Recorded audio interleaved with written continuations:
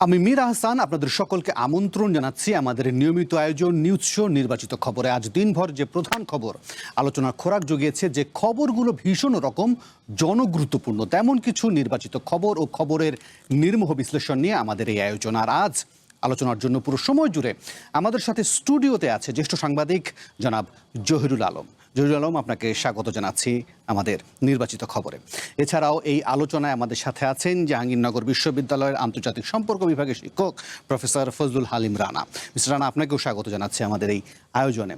এছাড়াও এই আলোচনায় নানান সময় একাধিক অতিথি যোগ দেবেন, জানাবেন মতামত, করবেন বিশ্লেষণ। তবে এখন পর্যন্ত প্রধানমন্ত্রী তারেক রহমানের চলমান চায়না সফরে 2টি চুক্তি আর 13টি সমঝোতা স্মারক সইয়ের তথ্য পাওয়া যাচ্ছে। এছাড়াও তিস্তা মহাপরিকল্পনা, অভিন্ন নদীর সংকট সমাধান আর রোহিঙ্গা প্রত্যাবাসনের মতো বিষয়েও সহায়তার আশ্বাস মিলেছে। তবে প্রধানমন্ত্রী তারেক রহমান স্পষ্ট করেই বিনিয়োগকারীদের নিরাপত্তা নিশ্চিতের অঙ্গীকার করেছেন, আহ্বান জানিয়েছেন বাংলাদেশে বিনিয়োগের। প্রশ্ন হলো, ভূ রাজনীতির খেলায় ভারত আমেরিকার সংবেদনশীলতাকে মাথায় রেখে চায়না বিনিয়োগ কতটা আকৃষ্ট করতে পারবেন বাংলাদেশের প্রধানমন্ত্রী? তিস্তা কিংবা রোহিঙ্গা সংকটের মতো বিষয়গুলোতে বাংলাদেশের স্বার্থ কতটা রক্ষা করা যাবে? এছাড়াও 2 বছর পর বাংলাদেশিদের জন্য আবারও ভারতের পর্যটন ভিসা চালু আর এমিরেটাস অধ্যাপক হিসেবে ডাক্তার ABM আবদুল্লাহর নিয়োগ বাতিলের প্রসঙ্গটিও আনতে চাই আজকের আলোচনার টেবিলে। তবে চলুন শুরুতেই প্রধানমন্ত্রীর চায়না সফরের প্রতিবেদনটি দেখে আসি। 2034 সালের মধ্যে দেশের অর্থনীতিকে $1 ট্রিলিয়ন উন্নীত করার পরিকল্পনা বিএনপি সরকারের। লক্ষ্য অর্জনে গুরুত্ব দেওয়া হচ্ছে বিনিয়োগ বৃদ্ধি ও নতুন কর্মসংস্থান সৃষ্টিতে।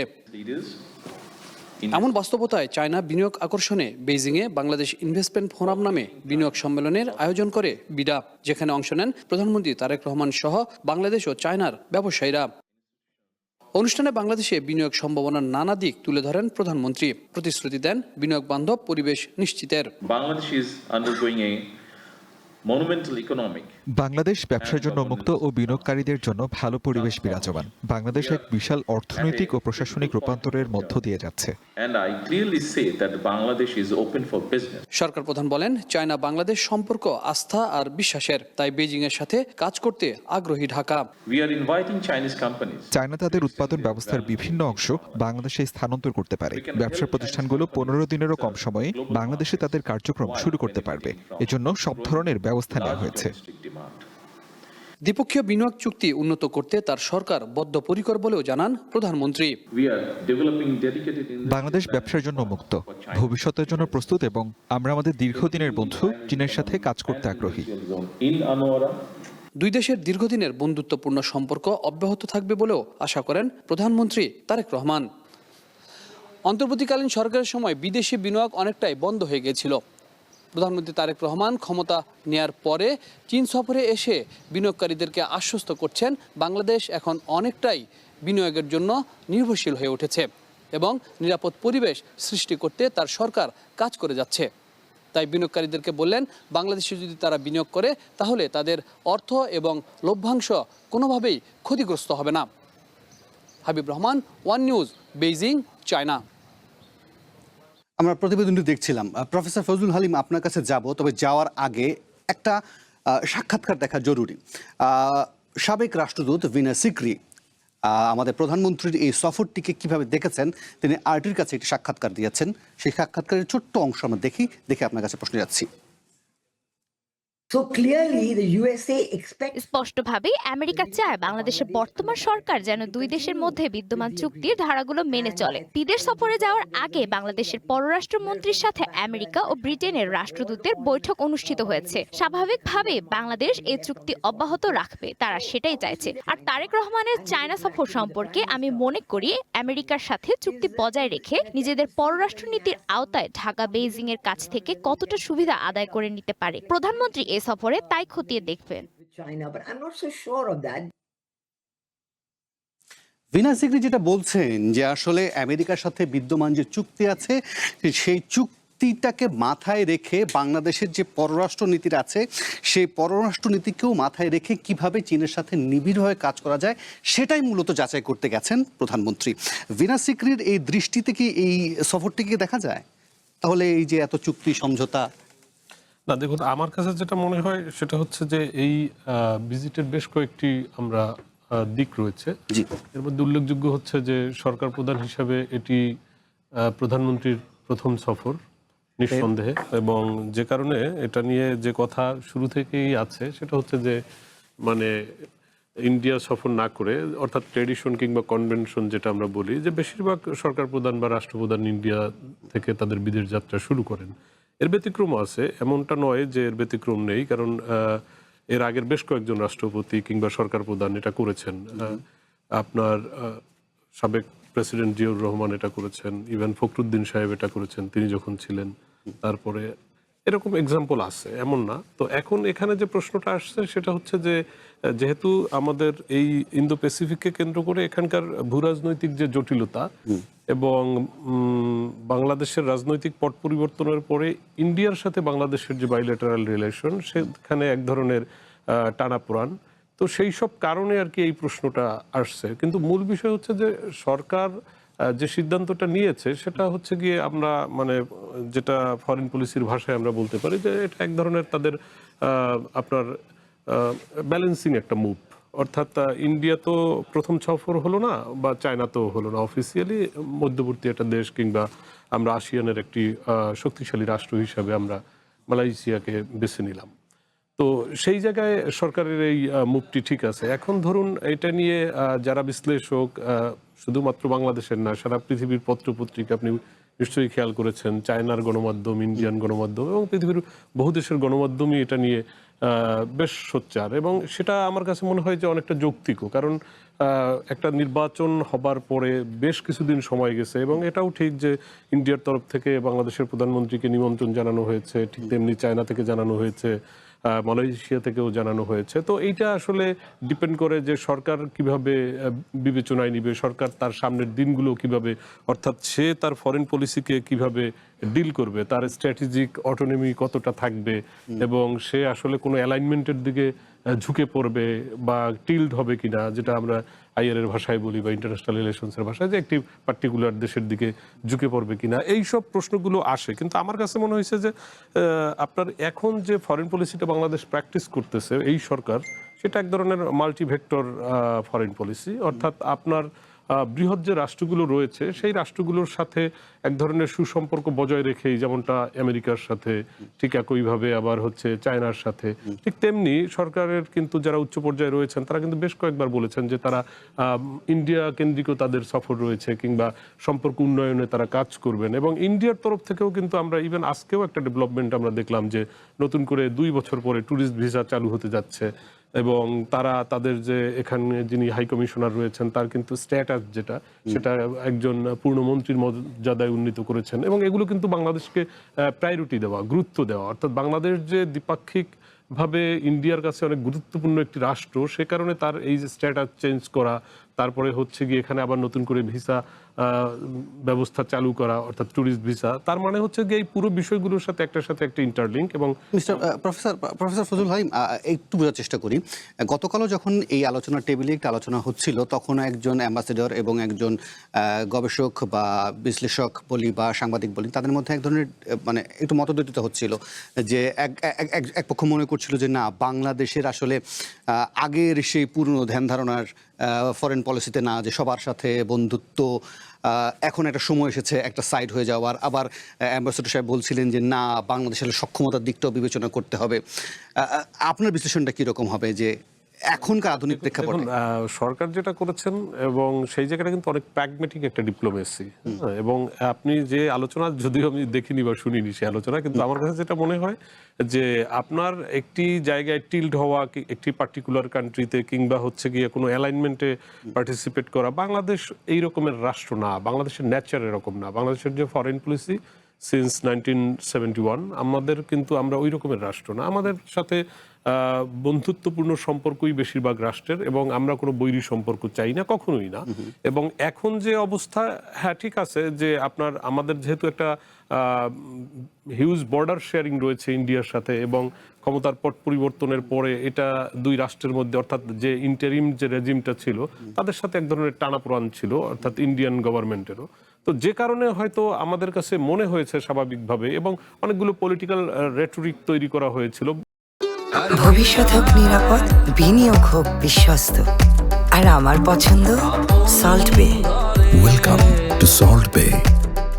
বোথ সাইড, মানে বাংলাদেশেও আবার দেখা গেছে ইন্ডিয়াতেও। তো যে কারণে এক ধরনের সাধারণ যারা মানুষ তাদের মধ্যে একটা কনফিউশন তৈরি হয়েছে যে আসলে আমরা কি করব। কিন্তু আমার মনে হয় না যে ওই রকমের একটা মানে ব্যালেন্সিং মুভ ছাড়া বা স্ট্র্যাটেজিক মুভ ছাড়া হঠাৎ করে কোনো একটা পার্টিকুলার কান্ট্রির দিকে ঝুঁকে পড়ার মতো বাংলাদেশের এখানে আসলে বাংলাদেশের অর্থনৈতিকভাবে কিংবা সামরিকভাবে কি সক্ষমতা আছে কি নেই সেটাই প্রাসঙ্গিক বিষয় মনে করি না।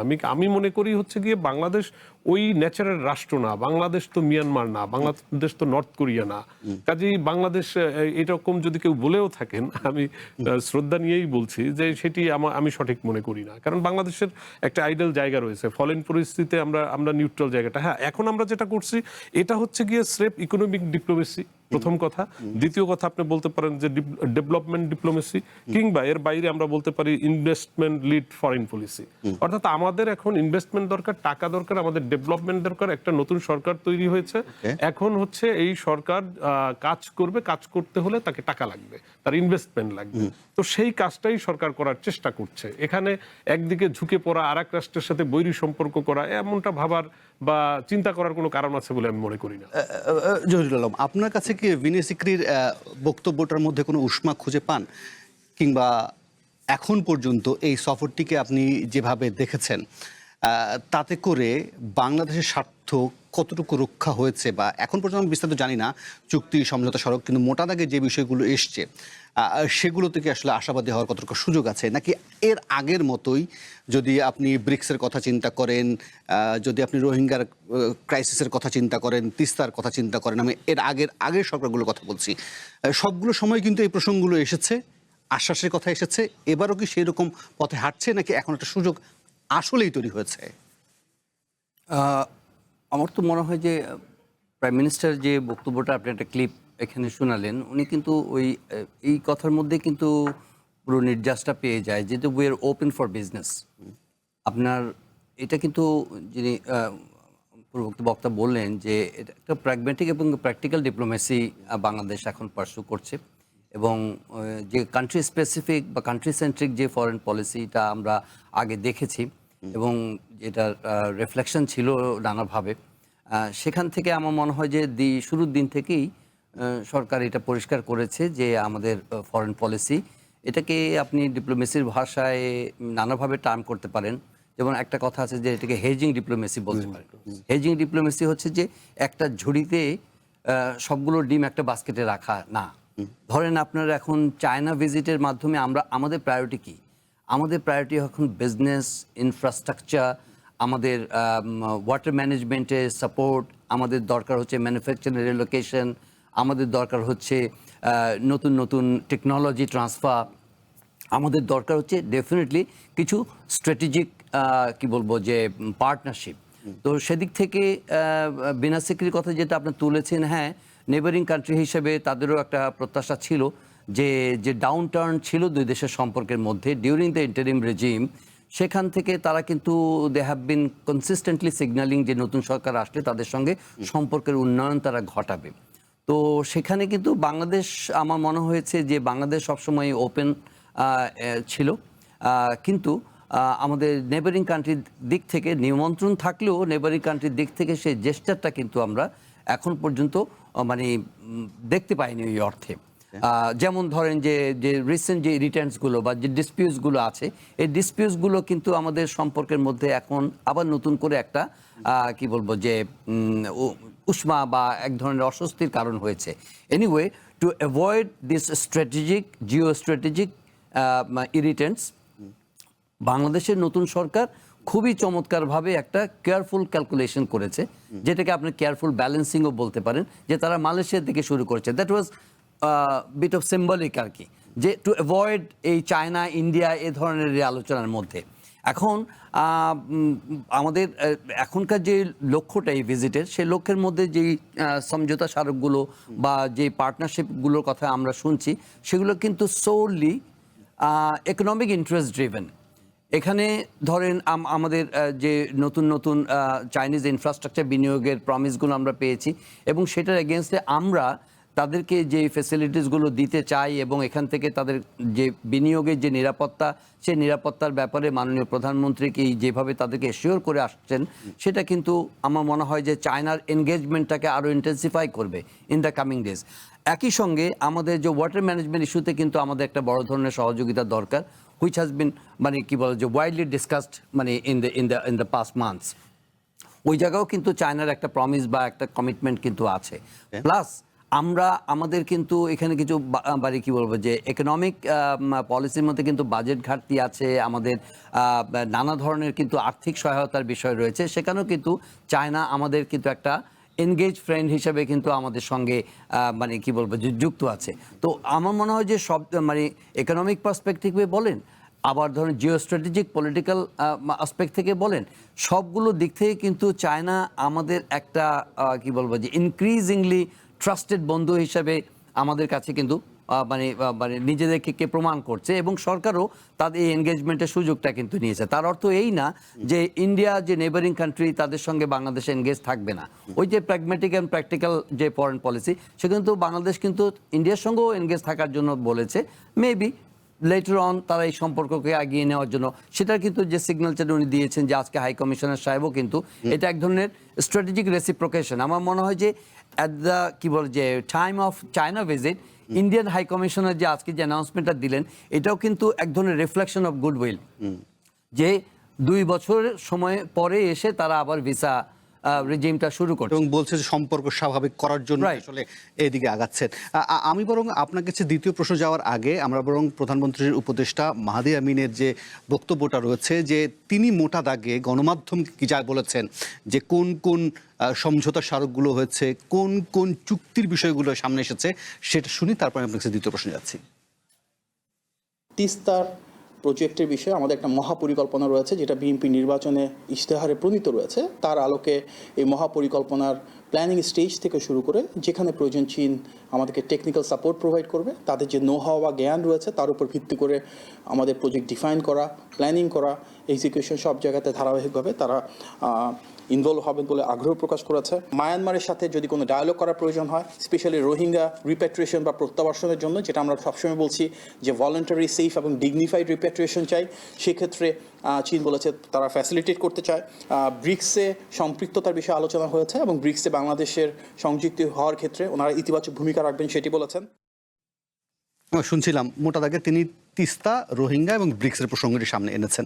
আমি সেই প্রসঙ্গে যাওয়ার আগে এটাও শুনতে চাইবো, নিশ্চয়ই আপনি বলছিলেন যে আসলে বিজনেস ডোর ওপেন করে দেয়া বাংলাদেশের জন্য, কিন্তু আগ্রহটা এই কারণে জানতে যে ধরেন আপনি যার জন্যই বিজনেসের ডোর বাংলাদেশ ওপেন করেন না কেন, অন্য আরেকটি পক্ষ থাক বা দেশ থাক, তারা সন্দেহের চোখে দেখে কেন?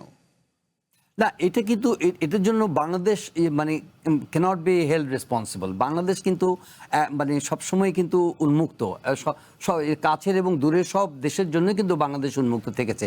যেটি সংকট সেটি হচ্ছে যে একটা কি বল যে পাওয়ার স্ট্রাগল আছে, জিও স্ট্র্যাটেজিক জিও পলিটিক্যাল যে পাওয়ার স্ট্রাগল, সেটা আমরা কিন্তু আমাদেরকে কেন্দ্র করে হয়তো তাদের সেই দুশ্চিন্তাটা থাকতে পারে, কিন্তু আমরা এটার জন্য দায়ী নই। এখন ধরেন যে আমেরিকান একটা ইন্টারেস্ট আছে যে ইন্দো প্যাসিফিক, যে তাদের একটা কি বলবো যে রিব্যালেন্সিং বা সেখানে যাতে ইনফ্লুয়েন্সটা রাখা, এখানে চাইনিজ একটা হেজিমনির ব্যাপার আছে, যেটা ওয়েস্টার্ন পার্সপেক্টিভ থেকে সেই ডমিনেন্সটাকে আপনার কীভাবে ডেটার করা যায় সেটা নিয়ে তাদের চিন্তা আছে। সুতরাং বাংলাদেশকে হয়তো তারা বন্ধু হিসেবে সবাই মানে প্রত্যাশা করে যে বাংলাদেশটা ওই পাল্লায় থাকবে, কিন্তু বাংলাদেশ যেই কথাটা বলছে যে ভাই আমাদের প্রয়োজন হলো আমাদের ইকোনমিক ইন্টারেস্ট দেখা, আমাদের প্রয়োজন হলো আমাদের জনগণের জীবনমানের উন্নয়ন ঘটানো। কোনো কান্ট্রির সঙ্গে সুনির্দিষ্টভাবে যদি আমরা টিল্টেড থাকি তাহলে it will not serve our purpose. তো সেই দিক থেকে বাংলাদেশ কিন্তু এই বার্তাটা খুবই এফিসিয়েন্টলি কিন্তু আমার মনে হয় দিতে পারছে যে we are open for all, যে আসুক। ধরেন ইনফ্রাস্ট্রাকচারের জন্য যদি আমি চায়নার দিকে যাই, ক্যাপিটালের জন্য যদি আমি চায়নার দিকে যাই, কানেক্টিভিটির জন্য আমরা ভারতের দিকে যাব, আমাদের রিজনাল ফ্রেন্ডশিপের জন্য, পিপল টু পিপল কন্ট্যাক্টের জন্য ভারতের দিকে যাব, আমেরিকার জন্য আমরা মার্কেট অ্যাক্সেসের জন্য যাব, কিংবা ডেমোক্রেসি, গভর্নেন্স, আদার ইস্যুজের জন্য আমরা আমেরিকার সঙ্গে আমরা পার্টনারশিপ করব। জাপানের সঙ্গে যদি যাই তাহলে আমরা টেকনোলজিক্যাল অথবা আমাদের নো হাউয়ের দিক থেকে সেটা আমাদেরকে সাপোর্ট করবে। সো আমাদের দিক থেকে তো কোনো রিজার্ভেশন নাই টু মানে make our self open for all the countries. এবং একই সঙ্গে যদি আমরা প্রধানমন্ত্রীর বক্তব্যটাকেও খেয়াল করি, তিনি নিরাপত্তার প্রসঙ্গটি সামনে নিয়ে এসেছেন। যেহেতু কোনো একটা দেশ যখন আপনার কাছে এসে বিনিয়োগ করতে চাইবে, সে তো একই সঙ্গে কয়েকটা বিষয় দেখতে চাইবে।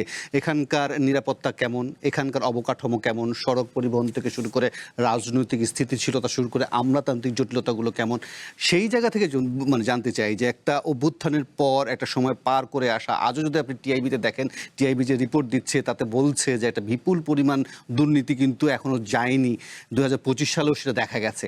ফলে যে ওয়াদা করে আপনি এলেন যে আমার নিরাপত্তা কনসার্ন ঠিকঠাক আছে কিনা, আমার যোগাযোগ অবকাঠামো সেটা ঠিক আছে কিনা, আমার রাজনৈতিক স্থিতিশীলতা এখনো যে পরিমাণ ফিসফাস শোনা যায়, সেগুলোকে আসলে আমরা ঠিকমতো সিকিউরিটি কনসার্নের দিক থেকে চিন্তা করে যা বলছি সেটা পূরণ করতে পারি কিনা। না, অ্যাবসলিউটলি। ধরেন আমরা কিন্তু একটা ট্রানজিশনাল অথবা একটা ট্রান্সফরমেশনাল স্টেজে আছি। এখানে আপনার যে সিকিউরিটি কনসার্নের কথা আপনি বলেছেন, বাংলাদেশে একটি নির্বাচন হয়েছে, এই নির্বাচনের এবং যে সংকট আমরা অতিক্রম করে এসেছি, আমার মনে হয় না যে কনসার্ন যে পলিটিক্যাল পার্টিসগুলো আছে তারা সেই পুরনো দিনে আর ফিরে যেতে চাইবে। এখানে কিন্তু সবাই equally responsible to stay forward. আমার মনে হয় যে ওই জায়গায় যে আপনি সিকিউরিটি কনসার্নের কথা বলেন বা পলিটিক্যাল ইনস্টেবিলিটির কথা বলেন, অথবা যেগুলো ট্রেডিশনাল যে সংকটগুলো আমাদের আছে, দুর্নীতির প্রসঙ্গ আছে, গভর্নেন্সের ইস্যু আছে, আমাদের কি বলবো যে নানা ধরনের বিউরোক্রেটিক বটলনেকস আছে, এই বিষয়গুলো আমাদের ট্রেডিশনাল এবং ক্রনিক প্রবলেম, এটা অস্বীকার করার কোনো উপায় নেই। কিন্তু একটা জিনিস আপনি খেয়াল করে দেখবেন যে এটা হয়তো আমরা একটু ওভারটলি অপটিমিস্টিক হয়ে যাচ্ছি, কিন্তু প্রধানমন্ত্রী যতটুকু আমাদেরকে কি বলবো যে সিগন্যাল করেছেন, যতটুকু আমাদেরকে বোঝাচ্ছেন, তাতে আমরা বুঝতে পারছি যে একটা ট্রান্সপারেন্ট গভর্নেন্স উনি ডেলিভার করতে চাচ্ছেন। এবং ওনার মানে কি বল যে পরিচালন পদ্ধতির মধ্যে উনি কিন্তু প্রতি ক্ষেত্রেই উনি কি বলার চেষ্টা করছেন যে এখানে সরকার আসছে জনগণকে সার্ভ করার জন্য। আমরা বিশ্বাস করতে চাই অন্তত পক্ষে সরকার যে কয়েক মাস পার হয়েছে, এখনই একেবারে এক্সট্রিম কোনো ক্রিটিক্যাল মানে আউটলুক বা কোনো দৃষ্টিভঙ্গি পোষণ না করে আমরা হয়তো 6 মাস 1 বছর সরকারের এই প্রমিসগুলো আমরা দেখতে চাই, how they are going to live it up. Right. Professor Halim, আপনার কাছ থেকে নিশ্চয়ই এই বিষয়ে মন্তব্য জানতে চাইব। একই সঙ্গে আমরা শুনছিলাম মাহাদি আমিনের জায়গার কথা থেকে যে তিস্তা মহাপরিকল্পনা, রোহিঙ্গার বিষয়ে সহায়তা, ইভেন ব্রিক্সের বিষয়ে যেটা কথা বলছে যে নতুন যে অর্থনৈতিক জোট ব্রাজিল, রাশিয়া, ভারত, চীন, সাউথ আফ্রিকা মিলে। এখন ধরুন ব্রিক্সের প্রসঙ্গটা কানে ভাজলে আমার এর আগের সরকারের কথাও মনে পড়ে যে সেই সময় এই বাংলাদেশকে এই বিষয়ে সহায়তা করা হবে, রোহিঙ্গার বিষয়ে এই সহায়তা করা হবে, তিস্তার ব্যাপারে একটু কনফিউশন শোনা যেত। আপনি কি আশাবাদী হতে পারেন এইসব বিষয়ে, নাকি এগুলো ডিপ্লোমেসির টেবিলে এসে রাখতে হয় তাই রাখা? দেখুন, আপনি ভালো বলছেন, তারপরেও যেটা বলতে হয় একটা বলি আমি। সেটা হচ্ছে প্রথম হচ্ছে তিস্তা মহাপরিকল্পনা, সেটা হচ্ছে কি আপনার এইটা তো ট্রান্সবাউন্ডারি রিভার, হ্যাঁ, এবং এটা কিন্তু একটা কমপ্লেক্স ইন্টারডিপেন্ডেন্স আছে। আপনি ইনভেস্টমেন্ট নিয়ে আসতেছেন চায়না থেকে, আপনি বলছেন প্র্যাকটিক্যালি কি হবে সেটা আমাদেরকে আরো মানে অপেক্ষা করতে হবে। কিন্তু এখানে যেহেতু এটা একটা ট্রান্সবাউন্ডারি এবং হচ্ছে গিয়ে এখানে কিন্তু আপনার ইন্ডিয়ার একটা আপনার বাইল্যাটারাল একটা ইস্যু রয়েছে, তার সে মনে করে তার সিকিউরিটির ইস্যু রয়েছে, তার ইনভেস্টমেন্টের জায়গা এটা, কিংবা তার একদম মানে যেটাকে আমরা চিকেন নেক বলি, তার সব থেকে কাছের জায়গা। কাজেই এই ইস্যুটা কিন্তু খুবই জটিল, এবং জটিল ইন এ সেন্স আপনি এমনিতে অনেক কথা বলা যায়, হ্যাঁ, যেটা আমাদের দেশের যেটা আমি বারবার বলি যে পলিটিক্যাল রেটরিক যেগুলো, এগুলো বাদ দিয়ে খুব প্র্যাকটিক্যালি যদি আপনি চিন্তা করেন, এটা সরকারের সামনে যে 3টি ইস্যুর কথা আপনি বলছেন, এর মধ্যে তিস্তা বলুন, মিয়ানমার বলুন, ব্রিক্স বলুন, এর মধ্যে সবচেয়ে সহজ হচ্ছে ব্রিক্স, ইন এ সেন্স যে ব্রিক্সে আপনি এখন থেকে কাজ করলে আপনি লেটার 5 years or 10 years আপনি ইউ ক্যান জয়েন। এটা একটা দীর্ঘমেয়াদী প্রক্রিয়া, এবং ব্রিক্সে এরকমই আপনি মেম্বার স্টেট যারা যাবে তারা এভাবেই যাবে, এই প্রক্রিয়াই যাবে।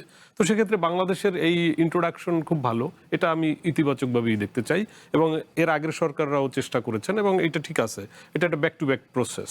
বাট মিয়ানমার রোহিঙ্গা ইস্যু যেটা, এইটা আপনার ইন্টারিমের সময় সব থেকে আমরা মানে কি বলা যায়, যদিও সেই গভর্নমেন্ট ছিল একদমই ডিসফাংশনাল, এবং আমরা খুবই ডিসঅ্যাপয়েন্টেড হয়েছি, কারণ হচ্ছে গিয়ে তখন যিনি সরকার প্রধান ছিলেন, যেভাবে হচ্ছে গিয়ে এটাকে আমরা বলবো যে আমরা যে আশার বার্তা শুনেছি, যে কথা শুনেছি, তাতে ঈদের আগে পরে রোহিঙ্গারা বাংলাদেশ থেকে ফেরত যাবে, এরকম অনেক গল্প হয়েছে।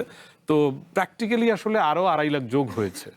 হ্যাঁ, কাজেই এইটা একটা জটিল জায়গা এবং এটা একটা কমপ্লেক্স জায়গা, কিন্তু এটা গ্লোবাল প্ল্যাটফর্মে এরকম বারবার তুলতে হবে। এবং এটা নিয়ে এমন না যে বাংলাদেশ এটা নিয়ে আর কোনো কাজ করবে না কিংবা বসে থাকবে বাংলাদেশ, এটাও আশা করা যায় না, কারণ আমাদেরকে তো ওয়ার্ক করতে হবে।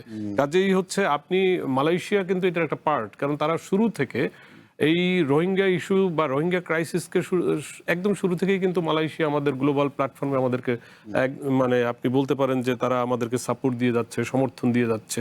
কাজেই মালয়েশিয়ায় কিংবা চীনে এই বিষয় নিয়ে আলোচনা হওয়া এবং এটার একটা ডেভেলপমেন্ট তৈরি করা, এটা খুবই যৌক্তিক, খুবই স্বাভাবিক। কিন্তু আমার শঙ্কার জায়গা যেটা, সেটা হচ্ছে গিয়ে আপনি তিস্তা মহাপরিকল্পনার কথা যেটা বলেন, এইটা কিন্তু যেভাবে আমরা ভাবছি, আমার কাছে মনে হয় না যে এটা এত সহজ কোনো প্রক্রিয়া। প্রফেসর হালিম, আমাকে একটু সময় দিবেন, একটা বিরতি হয়েছে, বিরতিটা নিয়ে এসে বরং আমি শুনবো ওই বিষয়টি। সাথে এটাও একটু নিশ্চয় যোগ করবেন যে ধরেন রোহিঙ্গার পাশাপাশি তো আরেকটা মাথা ব্যথা আমাদের যোগ হয়েছে, পশ্চিমবঙ্গ থেকে নিয়মিত বিরতিতে পুশিন। ফলে এই রোহিঙ্গা এবং পুশিনের বিষয়টি মানে কোনোভাবে সম্পৃক্ত কিনা, কারণ দু জায়গা থেকে হয়তো, ফলে সেই বিষয়টি বিশ্লেষণ শুনতে চাইবো। তবে তার আগে ছোট্ট বিরতি নেই, এবং ছোট্ট একটা বিরতি, ফিরছি একটু পর। ভবিষ্যৎ হোক নিরাপদ, বিনিয়োগ হোক বিশ্বস্ত, আর আমার পছন্দ সল্ট বে। ওয়েলকাম টু সল্ট বে। আবার আমন্ত্রণ নির্বাচিত খবরে। প্রফেসর রানা, আমাকে নিশ্চয়ই বলবেন যে প্রশ্নটা রেখে গিয়েছিলাম, পাশাপাশি এটা একটু যোগ করে দিই। ধরেন আপনি তিস্তা মহাপরিকল্পনার কথাটা বলছিলেন, এখন ধরেন তিস্তার বিষয়ে ভারতের উদ্বেগের মাঝে ওই পয়েন্টে চায়নার উপস্থিতি বা চায়নার অস্তিত্ব বাংলাদেশের জন্য সহজ হবে?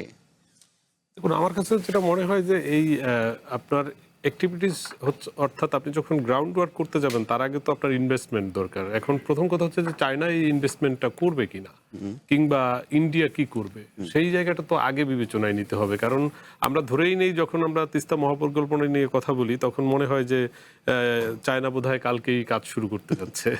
এমন নয়, কারণ হচ্ছে তারা আদৌ ইনভেস্টমেন্ট করবে কিনা সেটা তাদেরও বিবেচনার বিষয়। ঠিক একই ইস্যু কিন্তু আমাদের এখানে আপনার মনে থাকার কথা নিশ্চয়ই, মংলা, তারপরে মাতারবাড়ি, এগুলোকে নতুন করে আপনার মহাপরিকল্পনার অংশ হিসাবে, অর্থাৎ বড় যে প্রকল্প সেই হিসাবে এগুলোকে দাঁড় করানোর জন্য উভয় রাষ্ট্রই কিন্তু চেষ্টা করে যাচ্ছে, এবং কেউ সফলও হয়েছে। এবং এর আগে যারা সরকারে ছিলেন তারা কিন্তু এক ধরনের ব্যালেন্স করার চেষ্টা করেছেন, যে ধরুন চায়নাকে একটা দিলেন আপনি, আবার হচ্ছে ইন্ডিয়াকে একটা দিলেন, কিংবা হচ্ছে আপনি এখন অর্থাৎ এখানে এক ধরনের ব্যালেন্সিং অ্যাপ্রোচ কিংবা অ্যাটিটিউড ছিল সরকারের মধ্যে।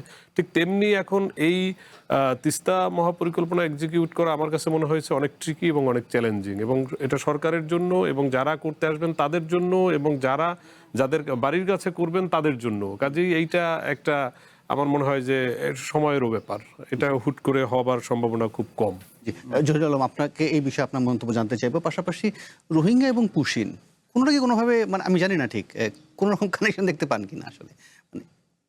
না, এটা আমার মনে হয় যে খুব মানে কি বলবো, যে আপনি যদি জোড়া লাগাতে চান তাহলে তো লাগাতে পারেন, বাট এটা তো ধরেন একটা দুটোই লং স্ট্যান্ডিং ডিসপিউট কিন্তু, তাই না? এবং এই ডিসপিউটটা মানে একটা কতদিন ধরে চলবে এবং এটার কোনো রেজলিউশন আছে কিনা ইমিডিয়েট, এটা কিন্তু আসলে আমাদের কোনো কারোরই ধারণা নাই।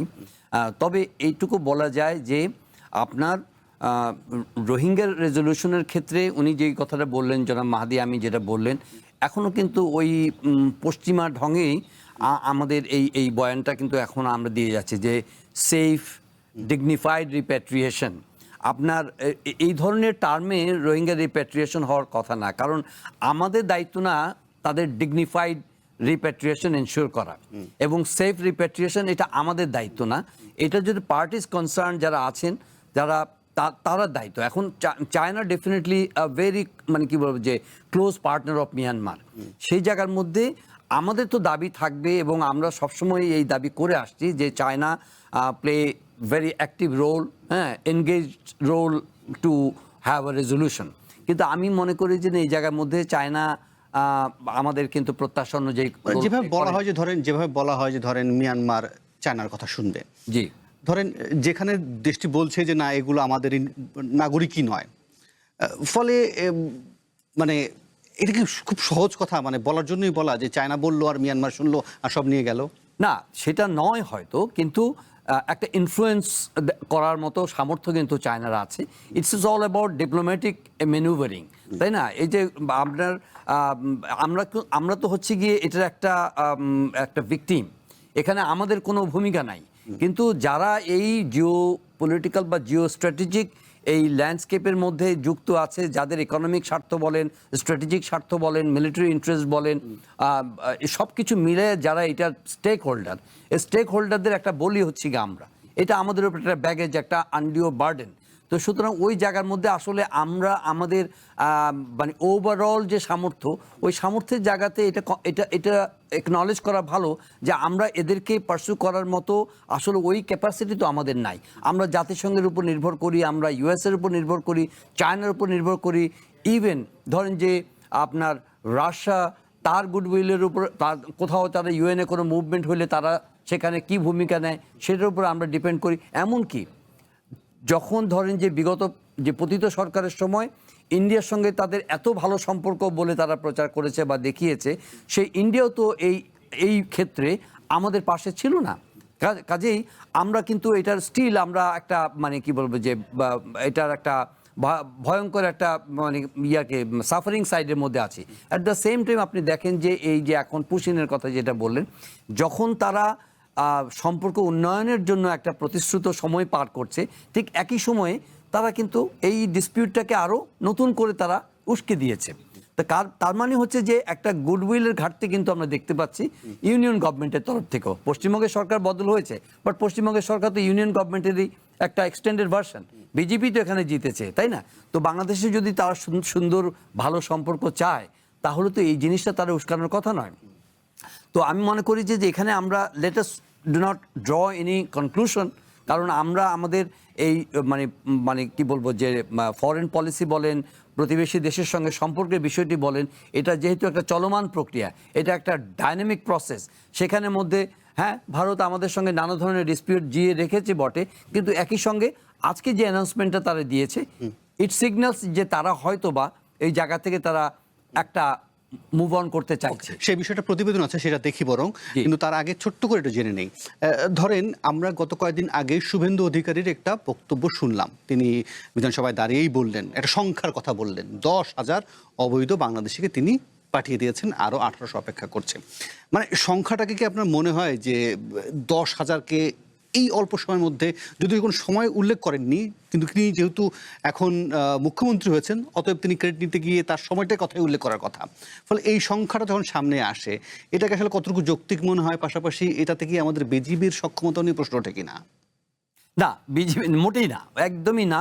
কারণ পশ্চিমবঙ্গের এখন যে নতুন সরকার এবং সরকারের যে প্রধান তারা যে কথাগুলো বলছে, এটা আমাকে তো মনে হয় যে অনেক বেশি rhetoric, politically interest driven rhetoric.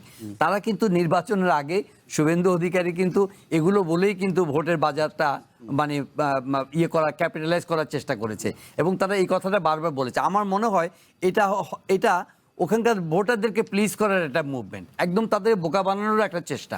তাদেরকে বলা যে না, হ্যাঁ আমি যে প্রতিশ্রুতিটা দিয়েছিলাম ইলেকশনের আগে, এখন আমি সেগুলো লিভ আপ করছি, দেখো আমি সবাইকে কিন্তু পুশব্যাক করে দিয়েছি তার ভাষায়।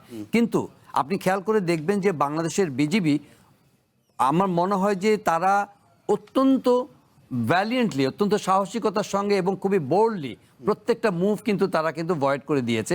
এবং এটা কিন্তু আমরা আমি মনে করি যে আমাদের অবশ্যই তাদেরকে ধন্যবাদ দেওয়া উচিত, এবং তাদের জন্য আমাদের প্রাউড ফিল করা উচিত যে বর্ডারিং ফোর্স হিসাবে তারা যথেষ্ট ভিজিলেন্ট আছে, এবং এই ধরনের কোনো যে র্যান্ডম যে ধরনের পুশব্যাক বা আমরা যেখানে পুশিনের কথা বলছি, এগুলো কিন্তু আমরা প্রতিটা ক্ষেত্রে দেখেছি যে অধিকাংশ ক্ষেত্রে ঠেকিয়ে দিয়ে দিচ্ছে তারা। জি, আমি একটু প্রতিবেদনটি দেখতে অনুরোধ করি আপনাদেরকে। আমার প্রতিবেদনটি দেখি।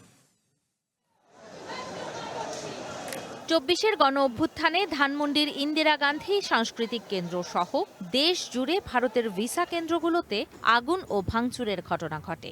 এরপর থেকেই নিরাপত্তাজনিত কারণে ভিসা কার্যক্রম সীমিত করে দেয় ভারত। এই অবস্থায় প্রায় 2 বছর বন্ধ থাকে ভারতের ভ্রমণ ভিসা। এমন পরিপ্রেক্ষিতে দুপুরে রাজধানীর যমুনা ফিউচার পার্কে ভিসা কেন্দ্র পরিদর্শনে আসেন ভারতের হাই কমিশনার দীনেশ ত্রিবেদী। সেখানে আসা সাধারণ মানুষের সাথে কুশল বিনিময় করেন তিনি। এ সময় গণমাধ্যম কর্মীদের সাথে কেবল ভারতের ভিসা নিয়ে কথা বলেন হাই কমিশনার। জানান, আগামী রবিবার থেকে ভ্রমণ ভিসা চালু করছে তার সরকার। নর্মাল ভিসা অপারেশন যাকে বলে for tourist visa, medical visa তো এমার্জেন্সিতে আগে সাবমিট হতো, ওইটা চলবে। এখনই 5 জায়গা আমি নামটা পড়ে দিলাম, 5 সেন্টারে হবে, কিন্তু আস্তে আস্তে আমি ওই সেন্টারগুলো যা আগে ছিল ওইটা বাড়াবো। পর্যায়ক্রমে ভিসা কেন্দ্রের সংখ্যা আরও বাড়ানো হবে বলেও জানান দীনেশ ত্রিবেদী। একটু যদি ওয়েট করতে হয় বাচ্চাদের জন্য অনেক সমস্যা, জানে ওই জিনিসটা আমি বললাম আমার অফিসার থেকে। আর যারা হুইল চেয়ারে আছে ওদের জন্য র্যাম্পের যদি দরকার হয়, কিন্তু আমি মোটামুটি অনেক খুশি। আমার পক্ষেও এটা যে প্রথম জিনিসটা আমি যা করলাম অ্যাজ এ হাই কমিশনার, এর আগে তো আমি করতে পারতাম না, প্রথম জিনিসটা এটা করলাম, আমি অনেক খুশি। আর আশা করি যে এখানটা সাধারণ মানুষও খুশি হবেন। এর আগে রাষ্ট্রপতির কাছে পরিচয়পত্র জমা দেন দীনেশ ত্রিবেদী। এর মধ্য দিয়ে হাই কমিশনার হিসেবে বাংলাদেশে আনুষ্ঠানিক কাজ শুরু করেন তিনি। একই দিন ভারত সরকারের পক্ষ থেকে তাকে মন্ত্রী পদমর্যাদা দেয়া হয়। ঝুমি রহমান, ওয়ান নিউজ, ঢাকা। প্রতিবেদনটি দেখছিলাম। প্রফেসর ফজলুল হালিম, একটু ছোট্ট করে জানতে চাইবো, তারপর আবার বিরতি নিয়ে ফিরে এসে আবারও বিস্তারিত আলোচনা করব। ধরেন বিশেষ করে দীনেশ ত্রিবেদীর নিয়োগটিকে আপনি কিভাবে দেখেন? ধরেন তিনি আজকে যখন কথা বলেছেন তিনি এই ভিসা ওপেনের বাইরে কোনো কথা বলেননি। তার মধ্যে একজন সিজেন্ড পলিটিশিয়ান, আবার মন্ত্রী পদমর্যাদা দেওয়া হয়েছে তাকে এই সময়ে আমরা যদি অতীত রেকর্ড ঘাঁটি, এরকম সিজেন্ড পলিটিশিয়ানকে এই ধরনের পদে প্রদান করার নমুনা আমার চোখে পড়েনি। উনার নিয়োগটি কি কোনো সিগনিফিকেন্ট হলে কেন? প্রথম কথা হচ্ছে এটা কনফিডেন্স বিল্ডিং মেজার, এবং এটা আমার কাছে মনে হয় যে 2 রাষ্ট্রের জন্যই, কারণ এটা সিবিএম বলি আমরা। তো এ কারণে যে ধরুন আপনি যেটা বলছিলেন, এবং এটা পলিটিক্যাল সিগন্যালও উভয় রাষ্ট্রের জন্য। যেমন যেটা বলছিলাম যে বাংলাদেশকে সবসময় আমরা কিন্তু যে আলোচনাগুলো আমাদের হয় আমাদের মধ্যে, যে আসলে ইন্ডিয়া মানে আপনি যেমনটা বলছিলেন যে পুশিন চলছে, তারপরে হচ্ছে গিয়ে আবার এই যে আমরা প্রতিবেদনে দেখলাম যে ইন্দিরা গান্ধী কালচারাল সেন্টার ভাঙা হচ্ছে, দেশের আরো অন্যান্য জায়গায় যে ভিসা সেন্টারগুলো সেগুলো আমরা ভেঙেছি অভ্যুত্থানের পরবর্তী সময়। এবং আবার আমরা এই ভিসার জন্য দেখা যাবে যে কালকে মানে 28 তারিখ না কত তারিখ থেকে চালু হবে, হয়তো বাংলাদেশের সবচেয়ে দীর্ঘ লাইনটা ওই এম্বাসির সামনেই আমরা দেখব।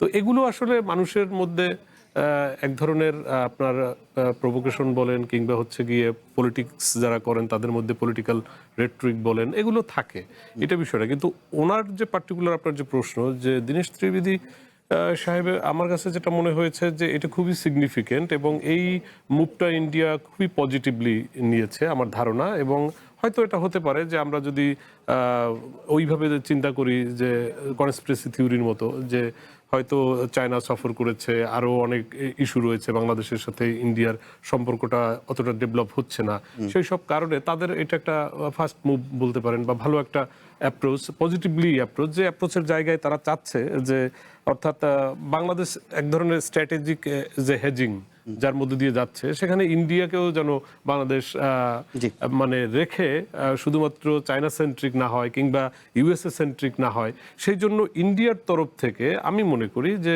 এই পুরো প্রক্রিয়াটা, তার নিয়োগ এবং একজন বাংলা ভাষাভাষী এবং একজন পলিটিশিয়ান এবং খুবই গুণী মানুষ এমনিতে মানুষ হিসেবেও, তো সবকিছু মিলিয়ে কিন্তু, এবং তিনি যে এটা নিয়েও কিন্তু আমাদের এখানে কথা হয়েছে, তিনি যে কথাগুলো বলেছেন প্রথম দিন এসে, সেগুলো নিয়েও অনেক কথা হয়েছে, কিন্তু সেই কথা কিন্তু আসলে মূলত পলিটিক্যালি বলা হয়েছে। বাট উনি যেটা বলেছেন হিস্ট্রিক্যালি কিন্তু it has been proved, because 1972-তে 10th জানুয়ারি ওই একই প্ল্যাকার্ড নিয়ে কিন্তু দিল্লিতে মানুষ দাঁড়িয়েছিলেন, অর্থাৎ ইন্ডিয়া বাংলাদেশ আপনার হচ্ছে গিয়ে যেটাকে আমরা বলি একই, উনি যেটা ওনার ভাষায় যেটা বলেছেন যে একই আকাশ একই বাতাস, একই আকাশ একই কিন্তু আবার জনসংখ্যাটাকে যে এক করে ফেললেন, সেটা নিয়ে এখন সেটা হয়তো হয় অনেক সময় কথা বলতে গেলে আপনার, যেহেতু উনি পলিটিশিয়ান, আমি আবার বসে আছেন কিন্তু একটা সেন্সিটিভ পদেও Right. বাংলাদেশের মধ্যে, হয়তো ফলে আমি জানি না, আমি এটা বিরতি নিয়ে বিরতির পর ফিরে এসে জহির আলমের ব্যাখ্যাটাও শুনতে চাইবো, কারণ তিনি যেভাবে বাংলাদেশে এসেছেন বাই রোড,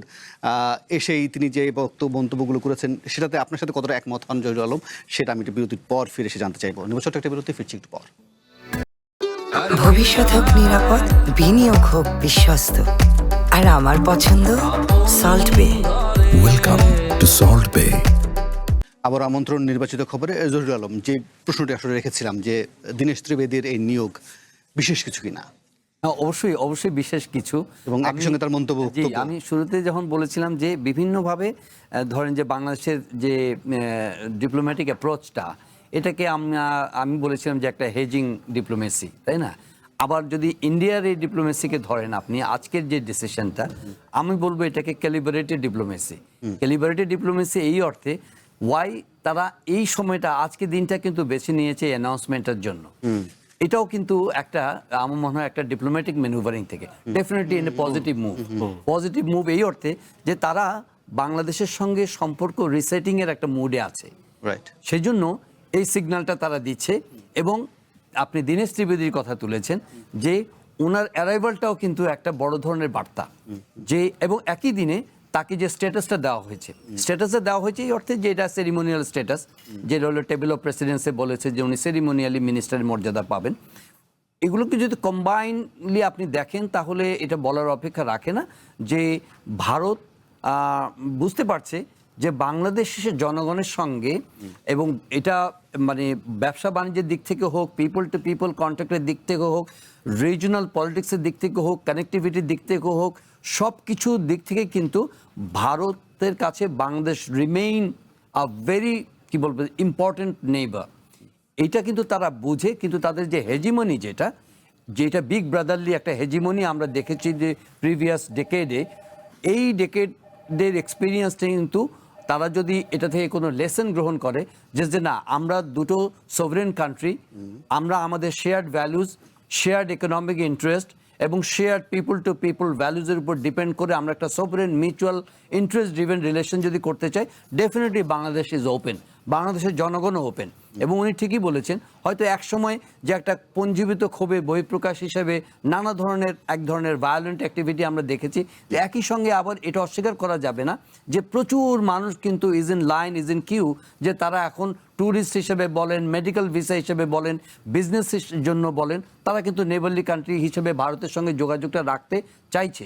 এটা ডিপেন্ডস করছে solely with the good will or good intention of the daily.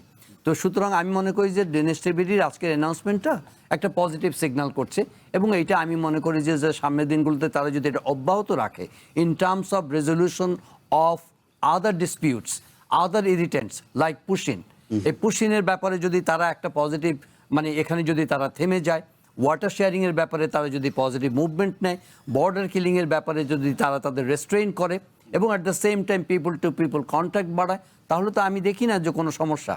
দুই দেশের মধ্যে সম্পর্ক উন্নয়ন হবে, এবং আমরা এই রিজনালি সবচেয়ে কম ব্যবসা বাণিজ্যের অঞ্চল হচ্ছে এই সার্ক অঞ্চল, এবং কি আমরা সার্কের রিভাইভালের জন্য কিন্তু আমরা একটা ভূমিকা নিতে পারি, যাতে করে আমরা আদার পার্ট অফ দ্য গ্লোবকে দেখাই যে না, আমরাও কিন্তু একসঙ্গে সুখে শান্তিতে থাকতে পারি for the benefit of the people of the nation, মানে কি বলবো, দ্য রিজনাল কান্ট্রিজ। জি, প্রফেসর ফজলুল আলিম, এই বিষয়ে আপনার ছোট্ট বিশ্লেষণ দিতে চাইবো, যেটা বলছিলেন যে পুশ ইনের ব্যাপারেও কি আসলে আমরা দীনেশ ত্রিবেদীর কোনো ভালো ভূমিকা দেখতে পারি কি না, এই বিষয়টা আপনি বলতে থাকুন। আমি পাশাপাশি একটু ডাইসের দিকে যেতে চাই।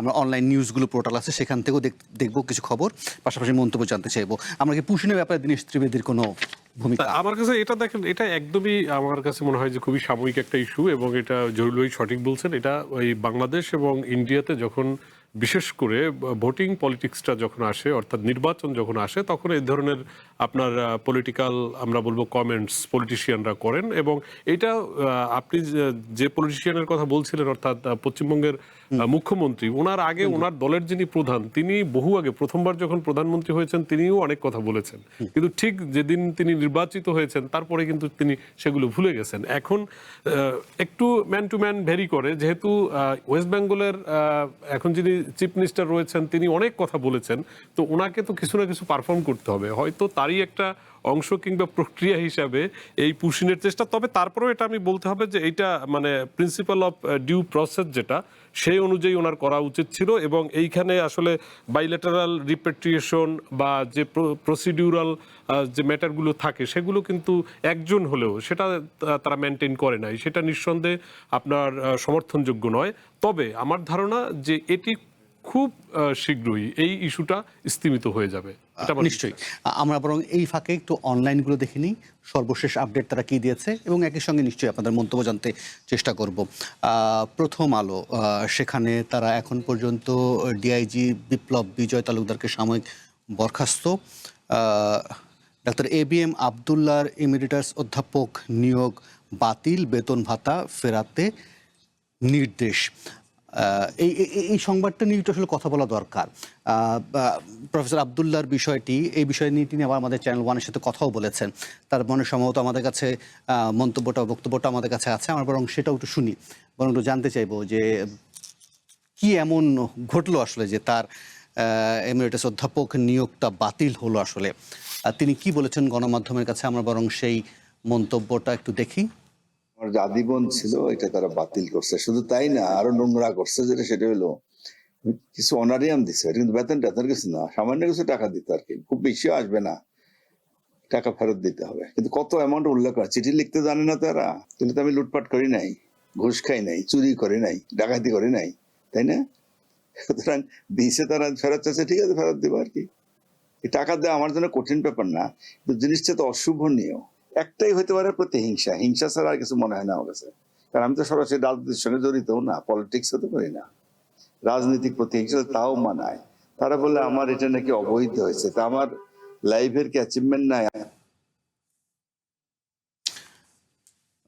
জহিরুল আলম, আমরা করোনার সময়টাতে দেখেছিলাম তার একটা বেশ উল্লেখযোগ্য ভূমিকা, এছাড়া তার 21শে পদকের খবরও আমরা জানি, বেশ আলোচিত বলেন বা ডাক্তার হিসেবে গণমাধ্যম বা অন্যান্য সবার সাথে তার এক ধরনের, কিন্তু আবার একই সঙ্গে তিনি শেখ হাসিনারও চিকিৎসক ছিলেন।